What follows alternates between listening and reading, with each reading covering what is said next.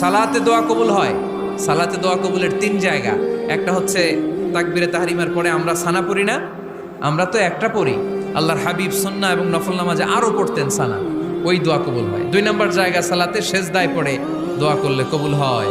আকরাবু মা ইয়াকুনুল আবদু মির রাব্বিহি ওয়া হুয়া সাজিদ ফাকসিরু ফিহি দুআ। বান্দা যখন সেজদায় লুটিয়ে পড়ে বান্দা আল্লাহর সবচেয়ে কাছে চলে যায়। কিন্তু বিশ্বনবী বলে সেজদাটা তোমার রবের কুদরতি পায়ের উপরে পড়েছে। সেজদায় পড়ে দোয়া করেন। সালাম ফিরানোর আগে বিশ্বনবী দোয়া করতেন, লা ইউসাল্লিমান্না আহাদুকুম হাত্তা ইয়াতাআওয়াযা মিন আরবা'a।